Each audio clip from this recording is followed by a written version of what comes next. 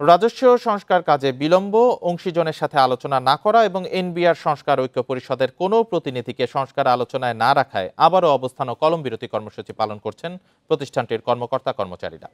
সকাল থেকে কাফনের কাপড় পরে অবস্থান কর্মসূচিতে অংশ নিয়েছেন এনবিআর সংস্কার ঐক্য পরিষদের আন্দোলনরত কর্মকর্তা কর্মচারীরা।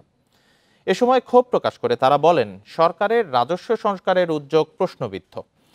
অর্থ উপদেষ্টার চিঠিতে আলোচনার আহ্বান জানানো হলেও প্রকৃতপক্ষে ঐক্য পরিষদকে অস্বীকার করছেন এনবিআর চেয়ারম্যান। এছাড়া পরিষদকে রাজস্ব সংস্কার নিয়ে সেমিনার আয়োজনে বাধা, আন্দোলনকারী কর্মকর্তাদের নিপীড়নমূলক বদলি ও হয়রানির অভিযোগও করেন এনবিআর কর্মকর্তা কর্মচারীরা।